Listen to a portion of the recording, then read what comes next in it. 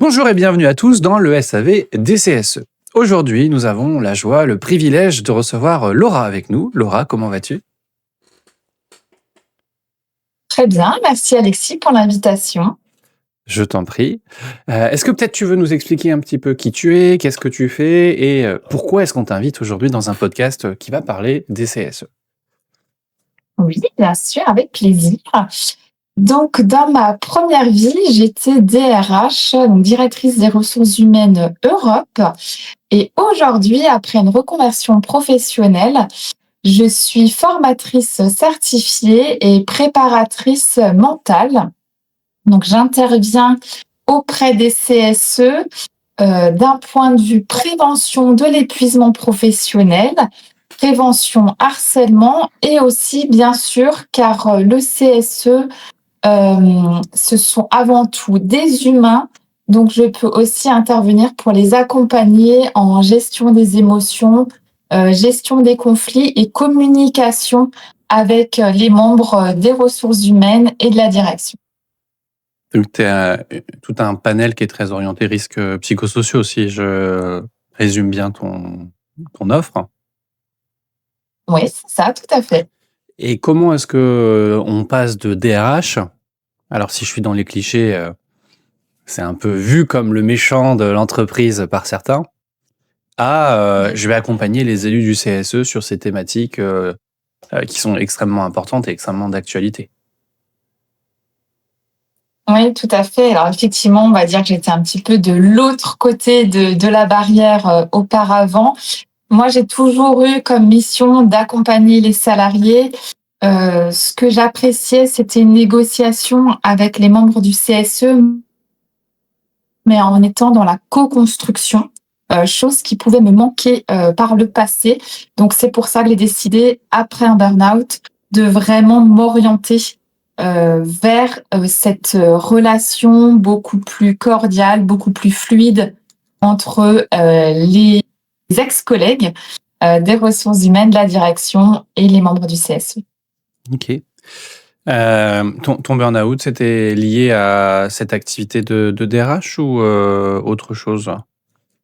Oui, tout à fait. Effectivement, mon activité de DRH où j'étais un petit peu en conflit intérieur avec mes valeurs, où effectivement j'avais des directives de la direction qui étaient plutôt de mettre beaucoup de pression au niveau des salariés, chose qui me convenait absolument pas.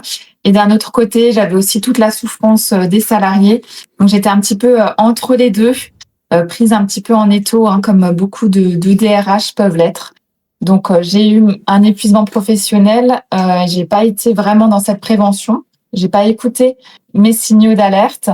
Et donc j'ai vraiment décidé un petit peu de mener cette mission-là pour que ça ne se reproduise plus, ou au moins essayer le plus possible d'éviter des telles situations auprès d'autres DRH ou auprès d'autres salariés.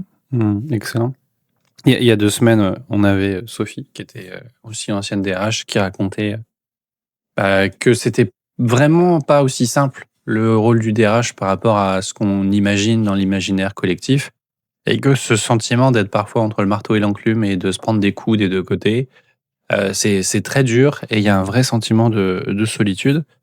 Et de façon assez intéressante, je pense que ça ressemble un petit peu à ce que certains élus peuvent vivre, parce qu'ils sont aussi un peu en tampon entre la direction pendant les réunions et les salariés qui font remonter des choses, avec peut-être en plus la frustration d'être assez limité dans les actions, parce qu'on peut proposer plein Oui, de c'est choses, mais ça. on a moins la force décisionnaire peut-être qu'un DRH pourrait avoir.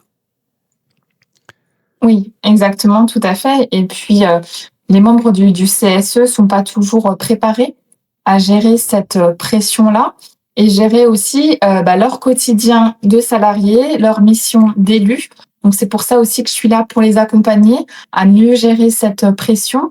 Et surtout, c'est qu'ils ont un intérêt collectif. Ils ont été élus par une majorité des salariés. Et des fois, ils doivent faire face à des intérêts individuels de salariés qui ne rentrent pas toujours dans une collectivité. Donc c'est vrai que c'est pas toujours évident de pouvoir gérer ces deux côtés. Ils sont pas toujours préparés non plus à tout ça. Donc c'est aussi mon rôle en tant que formatrice avec ce côté de préparation mentale. Excellent. Et les élus que tu accompagnes, ils te posent des questions en particulier quand ils veulent travailler avec toi sur ces sujets? C'est quoi le gros thème qui revient à chaque fois en disant comment je fais ça? Le gros thème, c'est vraiment de comment pouvoir accompagner les salariés, pouvoir gérer en fait leur quotidien et surtout aussi c'est ce côté de pression, de négociation avec la direction. Comment faire, comment réussir aussi à avoir un petit peu ces deux casquettes de salariés, de leur pression aussi, la pression qu'ils peuvent se mettre en tant qu'élus. C'est vraiment aussi pour ça que les membres du CSE viennent me voir. C'est vraiment cette approche qui est un petit peu différente avec ce côté de préparation mentale, de gestion du stress, gestion de la pression, gestion des émotions, gestion des conflits également. C'est extrêmement intéressant. Après, la difficulté avec nos métiers, parfois, c'est que on est sur des choses qui sont peu palpables, puisque ça se passe dans la tête, dans l'organisation de l'entreprise, et les gens voient pas trop ce qu'on fait. Oui, exactement. Ils ne voient pas, il n'y en a pas toujours l'impact de nos pensées. C'est pas toujours, on n'apprend pas ça à l'école. Donc c'est pour ça que c'est aussi important que ce soit la santé mentale, la préparation mentale, car en fait, que ce soit leur rôle d'élu, ça se prépare aussi en fait au quotidien avec un état d'esprit positif pour pouvoir faire bouger les choses. Une négociation ou une réunion avec la direction va complètement changer selon l'état d'esprit dans lequel on se trouve. Oui, une phrase qu'on entend souvent dans ce podcast, parfois c'est moi qui l'ai dit, parfois c'est les invités, c'est on a la direction qu'on mérite et on a les élus qu'on mérite. Donc notre positionnement dans le dialogue, il va entraîner plein de choses et plein de réponses, soit des réponses verbales, soit des réponses corporelles, on va se fermer, qui auront ensuite des conséquences sur les échanges oraux qui pourraient avoir lieu. Je t'ai pas posé la question, mais est-ce que dans ton entourage, tu as des gens qui ne sont peut-être plus dans le milieu professionnel? Généralement, je pense aux jeunes enfants ou à nos grands-parents. Et quand on leur raconte nos métiers, ils nous regardent avec des grands yeux et ils comprennent pas trop ce qu'on fait. Donc, comment t'expliquerais de façon simple ce que tu fais au quotidien? Alors, ce que j'aide, ce que je dis au quotidien, par exemple, mon fils qui a 10 ans, quand il doit raconter à ses copains qu'est-ce que maman fait au quotidien, il dit toujours qu'il va aider les personnes à être positifs et les aider à être bien dans leur tête.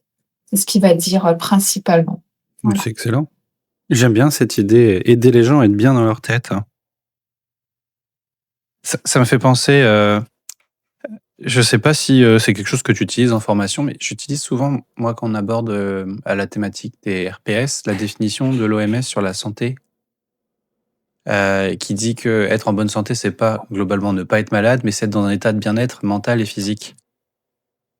Oui. Et je trouve que l'idée là que ton fils explique, aider les gens à être bien dans leur tête, c'est exactement la définition. Enfin, ça pourrait ressembler fortement, en tout cas, à cette définition.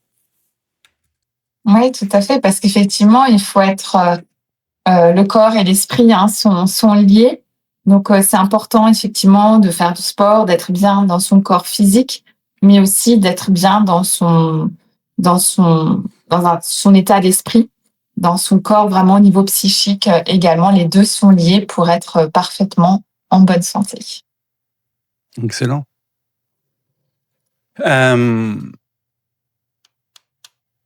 Les entreprises, les CSE que tu accompagnes, ça fonctionne comment? C'est des formations one shot, c'est du coaching sur de la durée.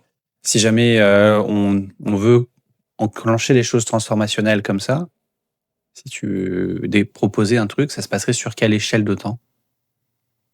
Alors, d'habitude, il y a d'abord une formation, on va dire, plutôt sous un format classique. On va dire, ça va être une formation sur sur vraiment le côté soit de la communication, le côté de la prévention de l'épuisement professionnel. Donc, comment faire, quels sont les premiers signaux d'alerte et surtout comment faire pour agir en amont, pour éviter que de telles situations se produisent. Ou alors, ça va être des formations plutôt sur le thème de la prévention harcèlement. Pareil, que ce soit en prévention ou alors comment agir ensuite s'il y a de telles situations.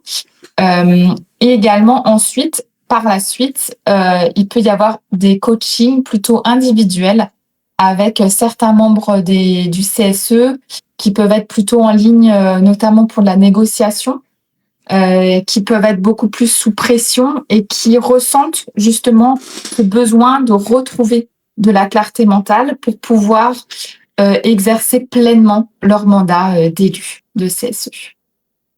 Ok. Et si jamais je suis un élu du CSE, j'ai ces problèmes-là, ça me touche beaucoup parce que la communication, c'est la catastrophe. Dès qu'on arrive en négo, en fait, il n'y a pas de négo, c'est un monologue de la direction. Combien de temps ça me prendrait de mettre en place tout ça pour voir un changement dans mon entreprise? Alors, ça serait déjà faire un petit peu un audit pour voir un petit peu à quel niveau, entre guillemets, soit la communication, elle peut être, je dirais pas jusqu'à être rompue, mais n'étant plus dans cette réelle fluidité. Ensuite, il faudrait avoir plusieurs sessions de demi-journée de coaching. Et après, ça serait aussi, bien sûr, un dialogue avec la direction des ressources humaines, avec la direction générale aussi, pour pouvoir mettre des actions en place ensemble. Car c'est vraiment ce que je prône, c'est d'être ensemble. Et aussi, c'est de par mon passé de directrice de ressources humaines, j'ai aussi ce côté où je peux avoir plus facilement accès à la direction générale, à la direction des ressources humaines, et aussi, bien sûr, avec les membres du CSE, car j'ai pu pratiquer de nombreuses négociations de mon rang, mes 12 années de salariat en tant que DRH Europe. Donc, c'est vraiment ce côté de co-construction, encore une fois, de mise en place des actions ensemble. Et je dirais qu'il faudrait au minimum 3 demi-journées plutôt de coaching et bien sûr au moins 2 journées de formation pour mettre en place des actions vraiment au cœur de la société pour lutter contre l'épuisement professionnel et contre le harcèlement. Ok. Et donc, je reprends mon rôle d'élu du CSE. Je suis intéressé, mais il y a un truc qui m'embête un peu parce que moi, le coaching individuel, je trouve ça génial, ça m'intéresse beaucoup. Mais que vont dire mes collègues du CSE si c'est moi qui suis coaché et pas eux? Alors bien sûr, il y a toujours d'abord une session collective. Ok. Une session avec tous les membres du CSE et ensuite, c'est vraiment pour ceux qui veulent aller un petit peu plus loin, qui veulent surtout agir sur leur état d'esprit, car ils sentent qu'ils peuvent avoir certaines difficultés, des fois certaines difficultés personnelles qui vont rentrer dans la sphère professionnelle si des fois on n'arrive pas à faire cette barrière qui est nécessaire. Donc c'est vraiment pour retrouver, eux, leur clarté mentale. Hmm. Et tout ça, tu finances sur le budget de fonctionnement du CSE? Oui, Ok, tout à fait. excellent.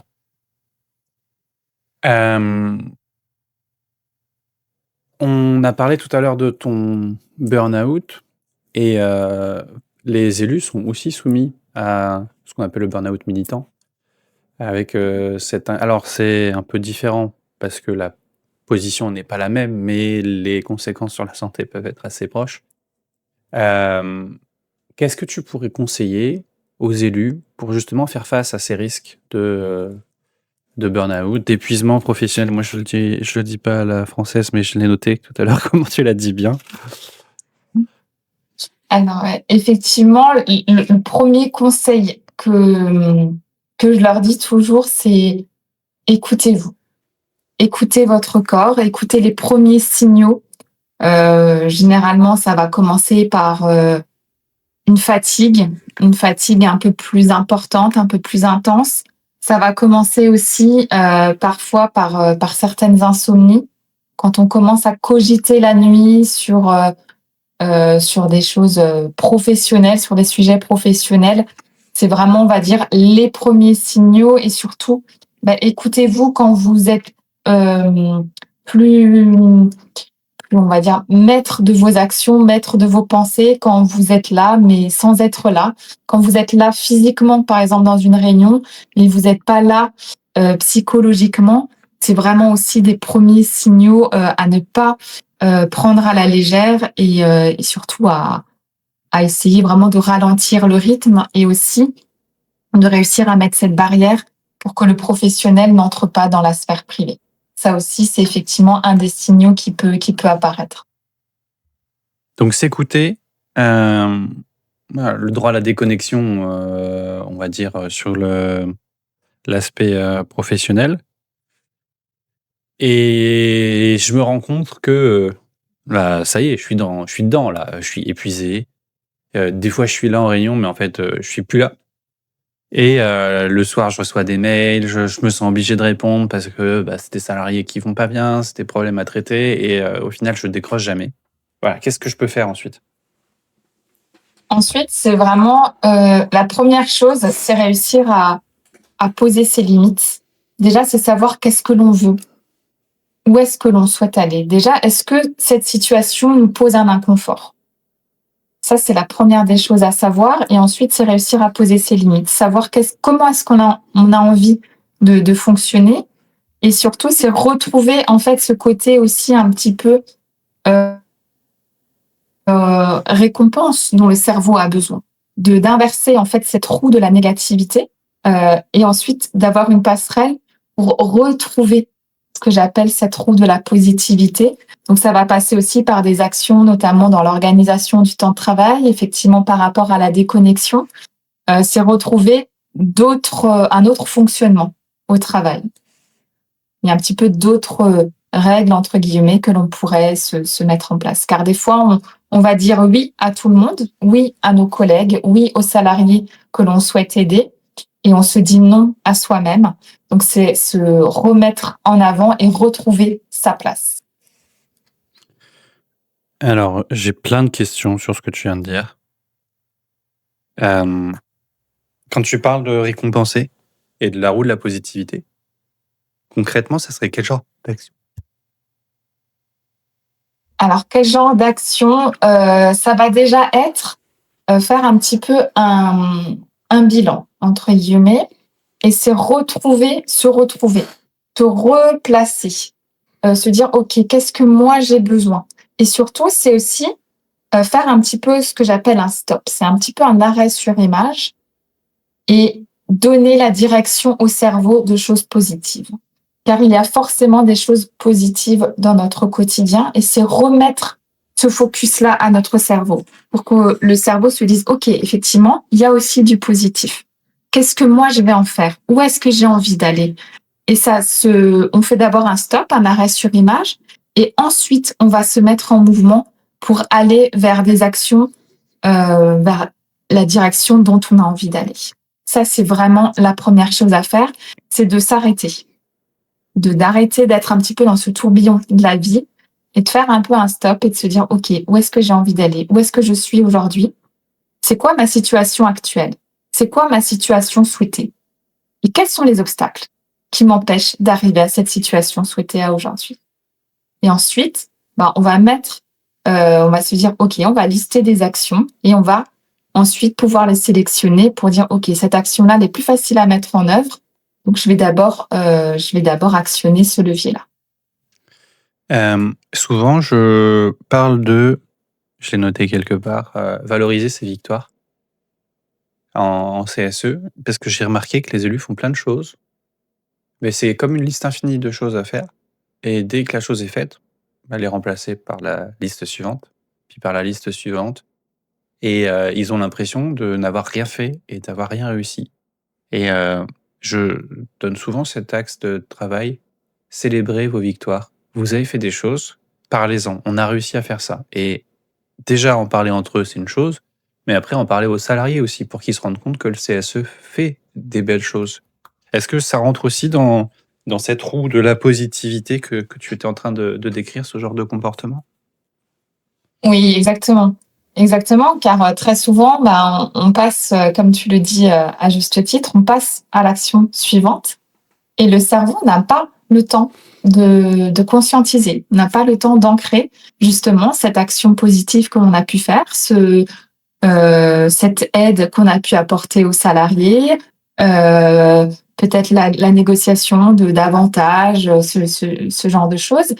Et c'est important d'en parler, car les salariés, des fois, sont pas toujours au courant de choses, des missions que les membres du CSE peuvent mener. Donc c'est important, effectivement, d'apporter justement pour cette ambiance positive au travail, de se dire ah voilà, nos élus, ils ont pu faire ça, ça, ça et ça. Et il n'y a pas de petites actions ou de grandes actions, car chaque action aura forcément un impact auprès de salariés. Donc ça sera forcément une victoire auprès des salariés. Donc effectivement, c'est important de pouvoir la valoriser, c'est important de pouvoir se récompenser, car ça va favoriser aussi un état de bien-être mental. Super. Et ensuite, tu parlais de réorganiser le travail pour retrouver sa place. Les retours que j'ai des CSE avec qui je travaille, c'est globalement, on a une grosse charge de travail de façon classique. Et en plus de ça, on a toutes nos missions d'élus du CSE. Et qu'est-ce que je peux faire? Alors effectivement, moi j'ai toujours une image que je leur donne, c'est une image où la personne est au milieu et il y a plein de cerceaux qui vont graviter autour parce qu'effectivement il y a nos fonctions classiques, entre guillemets, nos fonctions pour lesquelles on a été embauché par la direction. On a notre mandat de CSE, d'élus du CSE, puis ensuite il y a plein d'autres cerceaux qui peuvent aussi intervenir dans notre sphère privée, etc. Et c'est important de pouvoir séquencer, de pouvoir justement alléger cette charge mentale. Il y a des outils qui existent pour se dire, OK, là, je suis focus sur l'instant présent. Je suis focus sur quoi? Sur ma mission de salarié ou ma mission d'élu du CSE? C'est savoir dans quelle mission, quelle casquette, en fait, on met pour justement alléger cette charge mentale et d'être pleinement focus sur l'instant présent pour éviter justement à notre cerveau de cogiter encore sur d'autres missions à côté, etc. Et sur la charge globale, parce que même si on se concentre et qu'on supprime la charge mentale, très souvent, les élus et les collègues du bureau qui ne sont pas élus, on leur confie globalement le même niveau de charge de métier. Toi, en tant qu'ex-DRH, comment tu gérais ça? Et qu'est-ce que tu pourrais recommander aux élus, peut-être comme axe de négociation pour avancer sur cette thématique-là? Effectivement, on l'oublie, ce côté-là, et merci pour ce rappel, Alexis. C'est d'être aussi dans la discussion, de tout de suite pouvoir en parler avec la direction des ressources humaines, avec son manager aussi, et de dire voilà le constat, qu'est-ce qui est possible de faire? Est-ce qu'il y a des choses que l'on peut déléguer? Il y a peut-être des choses aussi que l'on peut faire différemment. Et c'est aussi l'occasion de pouvoir balayer sa fiche de poste, parce qu'il y a peut-être certaines tâches que l'on fait qui n'ont peut-être plus d'utilité, mais qu'on a tellement l'habitude de faire parce que c'est devenu une routine qu'on peut peut-être justement juste balayer certaines actions, les faire différemment, peut-être avec certaines aides informatiques, certains logiciels. On peut peut-être aussi se faciliter la vie. Et on l'a pas mis en place avant parce que l'occasion ne s'est pas présentée. Et donc, c'est vraiment l'opportunité de pouvoir faire un point sur ces missions. Et l'INRS, dans la brochure sur les risques psychosociaux, ils ont 9 principes généraux qui ressemblent, on pourrait dire, sur la forme au PGP classique. Et le premier, c'est évaluer la charge de travail. Comment est-ce que dans l'entreprise, on peut demander à évaluer sa charge de travail sans passer pour un tir au flanc? Alors, c'est réussir à... Moi, ce que je leur dis toujours, c'est de réussir à noter le plus possible déjà la récurrence. Combien de fois on fait ces actions? Est-ce qu'il y a des fois une saisonnalité? Donc, on peut peut-être aussi s'organiser un petit peu différemment. C'est d'avoir aussi des backups sur certaines missions. car ça permet aussi des fois de pouvoir se répartir, si c'est possible, hein, bien sûr, la charge mentale, la charge de travail entre ses collègues. Et c'est de pouvoir bien sûr noter le temps que cela prend, de façon tout à fait, classique, sans être perturbé. Car il faut pas aussi oublier que, les missions, par exemple du CSE ou les missions de certains salariés, sont aussi là, ça va être dans l'accompagnement de personnes, donc ils peuvent aussi forcément être très souvent perturbés à répondre aux questions, à répondre aux sollicitations, des collègues ou autres. Mmh. Quand tu étais, DRH, est-ce que ça t'est arrivé de faire des entretiens de début de mandat avec tes élus du CSE? Oui, je l'ai fait une fois et c'est vrai que c'était très, très apprécié car c'était, un petit peu un état des lieux qu'on a fait. C'était, le moment de se dire: «OK, on va quels sont un petit peu les objectifs?» Voilà, les objectifs du mandat de CSE et aussi bien sûr, où est-ce qu'on veut aller? Où est-ce qu'on veut aller ensemble? C'est quoi nos objectifs? C'est quoi nos intérêts communs? Et OK, ça va prendre du temps. C'est aussi l'occasion, de discuter avec des managers et on a mis en place d'autres façons de fonctionner et qui ont eu en fait un impact positif sur le service, car ça a permis un petit peu de changer certaines manières de fonctionner. Donc de temps en temps, c'est vrai qu'on n'a pas toujours le temps. On se repose aussi sur les habitudes, sur le poids du passé. Ça fait des années qu'on fait comme ça, donc on continue à faire comme ça. Alors que le temps passe, il y a d'autres technologies aussi qui arrivent, donc c'est l'occasion justement aussi de mettre un petit peu de nouveauté dans les missions de travail. Donc vous le faisiez pas de façon obligatoire, en tout cas dans vos structures? Non, ça n'était pas fait. Puis après, quand moi j'avais pris le poste, ensuite c'était devenu justement, c'était quelque chose de très apprécié qu'on mettait en place. Mmh. Et il y avait aussi des réunions de manière aussi assez informelle ou des échanges plutôt informels qui permettaient aussi de voir un petit peu la réalité terrain en dehors des réunions dites officielles. C'est extrêmement intéressant et c'est le genre de pratique qu'il faut favoriser. Alors, il n'y a pas d'obligation de le faire pour tout le monde. C'est obligatoire si les élus en font la demande. Mais si les élus sont pas formés et s'ils ne le savent pas, ils feront jamais de demande.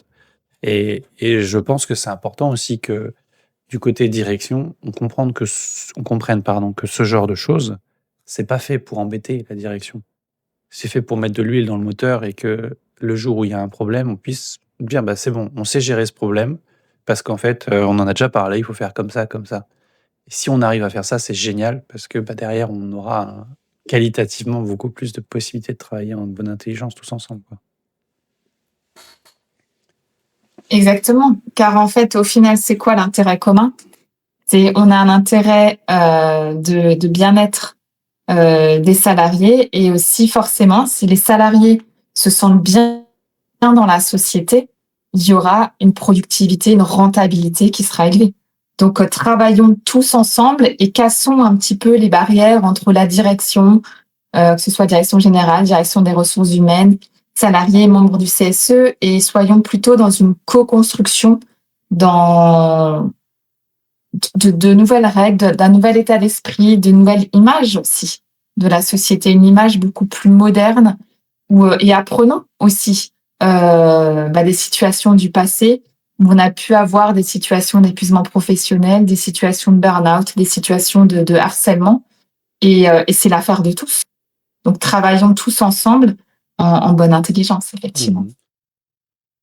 Ça t'est déjà arrivé, quand on te propose une mission sur ces thématiques-là, de te dire: «Non, là, je vais pas y aller parce que je me sens pas aligné avec le projet, je sais que ça va pas marcher parce qu'ils sont pas prêts à faire les choses, à faire les efforts»?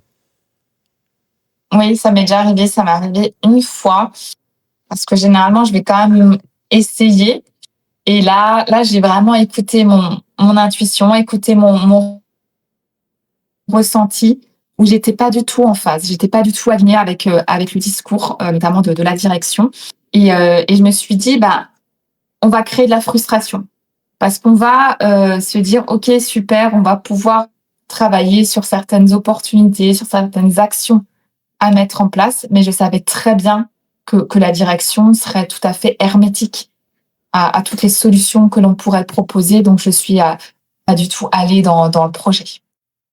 De façon générale, de toute façon, si on n'a pas la direction qui pilote la prévention des risques au sens large, mais d'autant plus sur les risques psychosociaux, la charge de travail, tout ça, en fait, le projet est voué à l'échec, ça ne pourra pas fonctionner. Exactement. Et ça va même empirer les choses car ça va créer de la frustration, des conflits. Donc, la situation et l'ambiance générale de travail sera, euh, on va le ressentir forcément. Mmh. Donc là, c'était un peu une histoire négative. Maintenant, on va passer à une histoire positive. Est-ce que tu as une belle anecdote, une belle transformation auprès d'un CSE, des choses où tu as vraiment senti que ce que tu as fait avait été utile et apprécié par les élus? Oui, j'ai accompagné, c'était quand? C'était l'été dernier, Donne pas sur la les vrais noms période. et donne pas les noms Non, des entreprises. non, c'était sur le mois de juin, juillet, et j'ai accompagné, c'était une entreprise, une directrice des ressources humaines qui m'a contactée, car elle se retrouvait dans une situation un petit peu bloquée. Bloquée car un salarié que tout le monde connaît, salarié qui avait une très forte ancienneté, qui faisait malheureusement du harcèlement sur certains salariés. Mais comme il est là depuis des années, etc., on voulait pas de problème, la direction générale a dit non, on ne fait rien. Et donc là, la directrice des ressources humaines m'a contactée pour essayer de mettre en place un plan d'action que l'on a mis en place avec certains membres du CSE. Et ensuite, j'ai pu dialoguer aussi avec la direction générale qui a compris et qui justement était assez surprise de cette alliance qu'on pouvait avoir. Et ensuite, il y a des actions qui ont été mises en œuvre. Donc, on a pu évincer ce salarié de la société. Et surtout, c'est que l'on a travaillé sur le après. Travailler sur le après, c'est aussi travailler sur l'atmosphère de travail. Une fois qu'il y a ce salarié-là qui est parti, c'est travailler aussi avec la médecine du travail sur une enquête justement, quel est l'état réel, vraiment un état des risques psychosociaux, qu'est-ce qu'on peut mettre en place, mais c'est aussi bien sûr c'est travailler ensemble sur le côté après, car souvent on oublie, on se dit ok, on a un petit peu enlevé le problème entre guillemets, mais ça laisse forcément des séquelles, ça laisse des traces. Les salariés ne sont plus en confiance, etc. Donc c'est important de retravailler, de redonner du dynamisme et bien sûr de redonner du positivisme. Et les actions que vous avez mises en place après, du coup, pour arriver à ce résultat? C'est une nouvelle organisation du travail.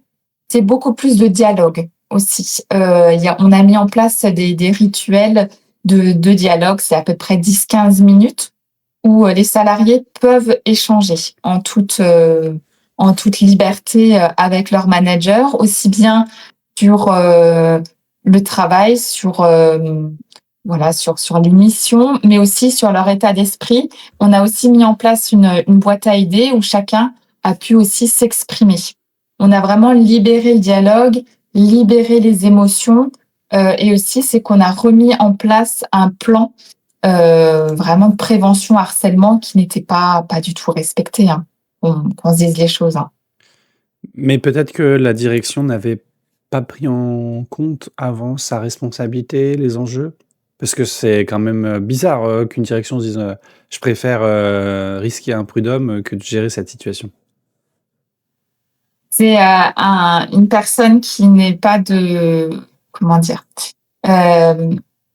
il s'est dit bon, on va plutôt aller à la facilité, clairement. Et puis il n'y croyait pas trop à ce côté dialogue social. Pour lui, il était aussi la direction d'un côté, les membres et les élus du CSE de l'autre. Il n'était pas toujours sur le terrain.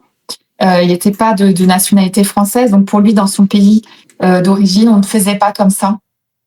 Donc on a aussi dû lui montrer un petit peu comment ça se passe en France. Et au final, il était satisfait du résultat, j'imagine. Oui, très satisfait et il est vraiment demandeur et surtout il veut que cette dynamique puisse continuer en tout cas. Excellent. On arrive à une de mes questions préférées de chaque épisode. Je ne sais pas si tu suis un petit peu le calendrier électoral des élus du CSE, mais globalement, là, on commence à arriver dans une période de réélection. Donc, on va avoir des nouveaux élus. Je ne sais pas si on va avoir beaucoup de nouveaux élus ou pas, mais il y a des gens qui vont complètement découvrir le métier du CSE, enfin le métier, les missions qu'on a dans notre casquette métier CSE, pour être plus précis dans ma phrase. Et j'aime bien savoir quels sont les conseils pratiques que tu donnerais à des élus CSE débutants pour les mettre sur de bons rails, si possible, dès le début de leur mandat. Alors, le premier conseil que j'ai envie de leur donner, c'est déjà qu'ils se félicitent de cette mission-là. Ils ont été élus et c'est de se dire, OK, cette chance de pouvoir porter l'intérêt des salariés auprès de la direction et surtout, c'est qu'ils soient vigilants à cette pression-là, qu'ils soient vigilants à leur état de santé et surtout, bien sûr, c'est qu'ils prennent du plaisir à faire cette mission-là. Ça, c'est vraiment le plus important car ça va forcément se ressentir dans le dialogue avec les membres de la direction. Donc, ne pas se mettre une pression tout de suite colossale car il n'y a rien qui est figé dans la vie. On arrive toujours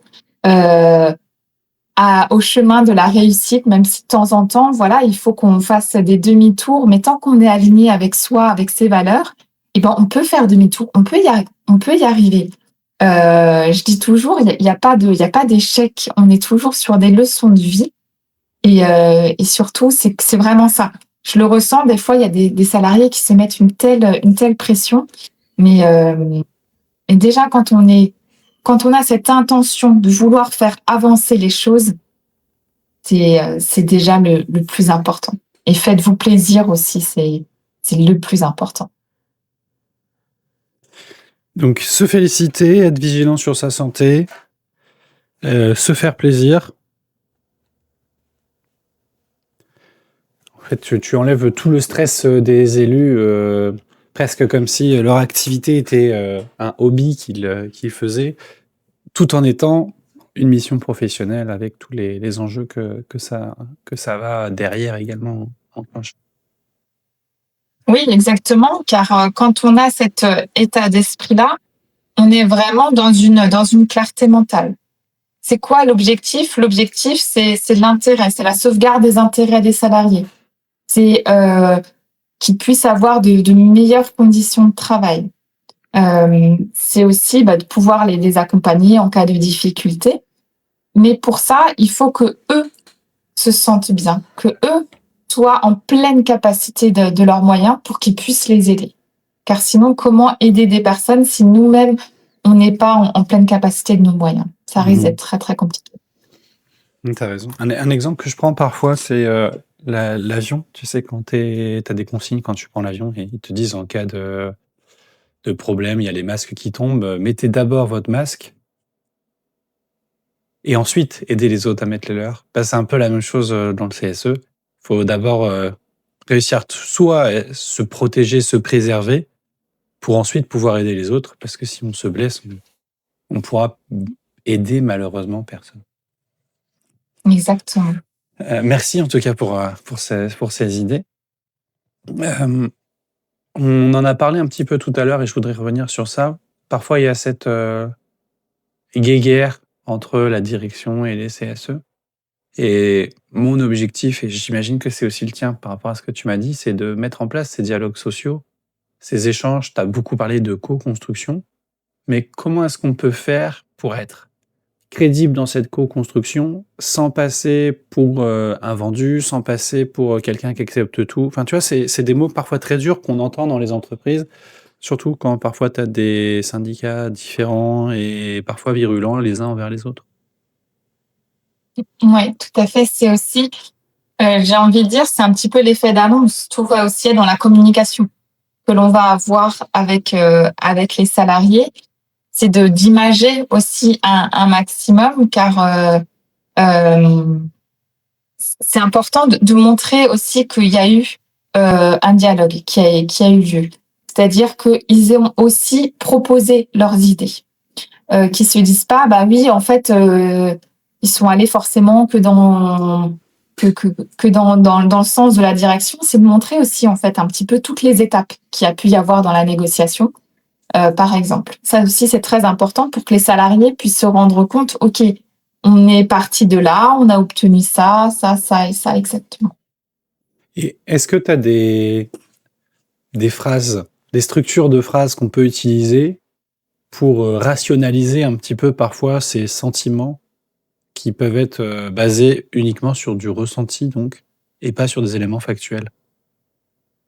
Oui, bah justement, c'est d'utiliser aussi le plus possible vraiment ce qu'on va appeler la communication assertive. Donc, c'est utiliser le nous, le je ou le nous plutôt qu'un tu accusateur. Ça va toujours aplanir les relations. C'est de montrer justement par des éléments factuels. Et de aussi toujours, quand on demande des actions, qu'on mette toujours une échelle de temps. De dire, bah voilà, on a demandé cette chose-là, cette action-là à la direction. OK, c'est quoi le délai? On montre aussi le suivi, qu'on fait un suivi des choses, qu'on fait un suivi du plan d'action, et c'est la transparence. Voilà. Et c'est le plus possible, c'est de rester vraiment sur des éléments factuels et pas d'aller sur un ressenti. Ou alors, si on va sur un ressenti, bah dire pourquoi, expliquer. Qu'est-ce que ça nous produit? Pourquoi est-ce qu'on a pris cette décision-là? Encore une fois, pourquoi la transparence? Car on fonctionne pas tous de la même façon. On n'a pas tous la même carte du monde, la même vision du monde. Donc c'est important, voilà, pour qu'il n'y ait pas de quiproquo, ce genre de choses, de communiquer, d'être dans cette transparence-là. Mhm. Oui, puis parfois derrière les ressentis, les opinions, il y a des choses qui se cachent, qui n'ont pas été dites. Donc c'est bien de trouver le fait qui peut être transformé par les émotions qui amènent à cette opinion derrière et de travailler ça plutôt que de travailler l'opinion qui est pas concrète dans la réalité de la vie, quoi. Exactement. Et surtout, c'est l'action. C'est l'action, c'est le mouvement que l'on va mettre qui va balayer, qui va effacer cette émotion et ce ressenti. Tout à l'heure, tu as parlé du chemin de la réussite et de l'importance parfois de continuer à avancer, même si on est dans une impasse, faut faire demi-tour pour avancer dans la rue. Est-ce qu'il y a des choses dans tes pratiques de DRH? J'imagine qu'en 12 ans, on évolue beaucoup dans un métier, où au début, tu faisais et tu t'es dit, finalement, c'était peut-être pas si intéressant de travailler comme ça. Est-ce que tu penses à des situations particulières, à des choix, à des façons de communiquer? Je te donne des exemples, mais si toi, tu as une idée, vas-y, hein, c'est... Alors moi, j'ai une situation là qui me vient en tête. Je me poserais beaucoup plus. C'est-à-dire que très souvent, on demande le vite, vite, vite. Et c'est juste de temps en temps, voilà, juste faire un stop, se dire, OK, ma problématique, c'est ça. Quelles sont mes différentes options? On va les inscrire, OK, très rapidement, sans se mettre de barrière, encore une fois, pour que le cerveau puisse voir qu'il y a un champ des possibles et qui s'ouvre. Et après, c'est de se diriger vers une option. Mais c'est ralentir les choses et pas tout de suite y aller tête baissée pour répondre à la demande d'un supérieur, etc. Car très souvent ensuite, on peut se retrouver dans une situation très compliquée où on ne sait plus trop comment se dépatouiller entre guillemets. Et ça, c'est vraiment une chose que j'ai appris, c'est plus me précipiter, c'est d'être beaucoup plus posé. Mais comment est-ce qu'on peut être beaucoup plus posé?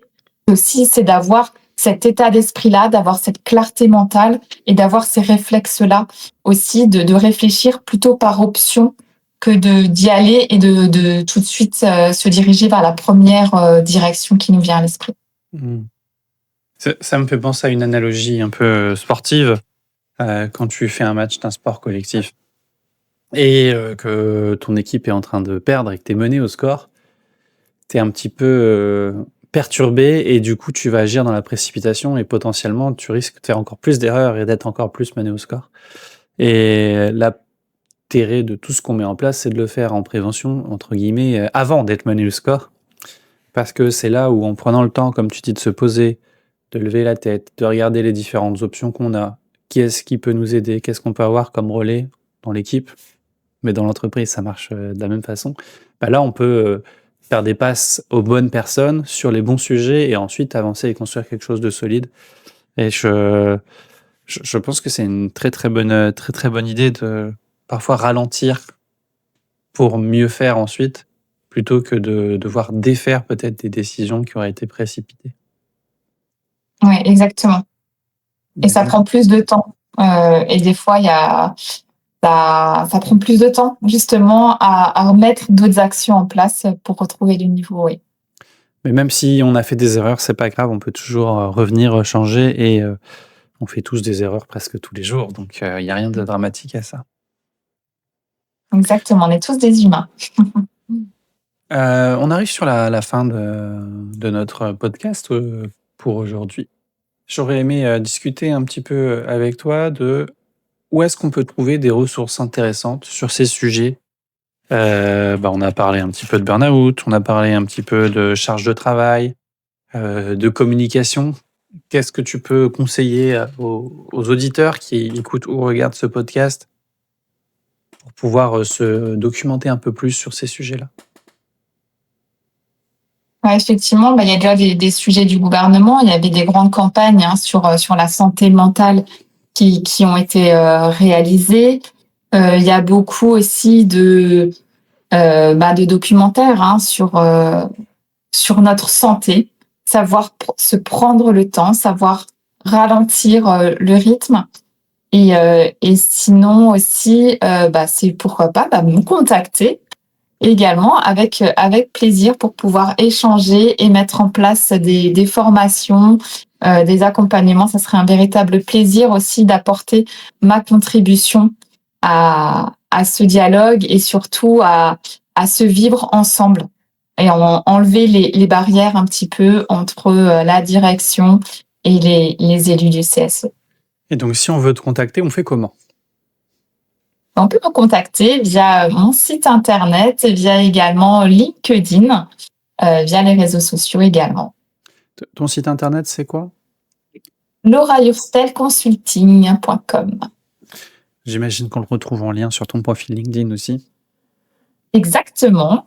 Et puis on peut également échanger pour avoir un audit un petit peu la situation que ce soit de l'épuisement professionnel ou d'autres sujets. On peut me contacter, on peut échanger. Ça sera avec grand plaisir. Il y a un lien également sur ma page LinkedIn. Mais il faudrait que je pense à mettre ça dans les descriptifs des posts qu'on va faire de ces vidéos. Si j'oublie, n'hésite pas à me relancer, comme ça je les modifierai, je les rajouterai en commentaire. Voilà. Ça marche avec grand plaisir. On partagera cette mission. Eh bien, le SAV des CSE, ça va se terminer pour aujourd'hui. Vous pouvez aussi nous retrouver sur les réseaux sociaux. Vous avez la possibilité de me retrouver sur ma page LinkedIn personnelle Alexis Maes, sur Dice Academy, sur le profil de l'entreprise. Dice Academy FR, vous retrouvez le podcast sur YouTube et d'autres projets vidéo qu'on met également sur YouTube. Et puis le SAV des CSE, c'est à la fois notre Discord, mais c'est aussi nos pages Instagram, TikTok, Thread. Si jamais vous avez des questions après des formations CSE, alors si vous avez fait les formations avec nous, vous avez des accès spéciaux, mais si vous n'avez pas fait ces formations avec nous, vous avez quand même accès à un autre canal dans lequel vous pouvez poser des questions. C'est pas du 7 jours sur 7, c'est pas du 24/24, mais on essaye d'y répondre assez rapidement. Donc voilà, n'hésitez pas, l'objectif c'est vraiment de donner le maximum d'outils au CSE pour construire du dialogue social, pour construire des relations sereines dans les entreprises qui permettent derrière de sauvegarder vos emplois, de maintenir le travail dans les meilleures conditions possibles. Eh ben, on se dit à très bientôt, je vous souhaite une excellente fin de journée et ciao ciao!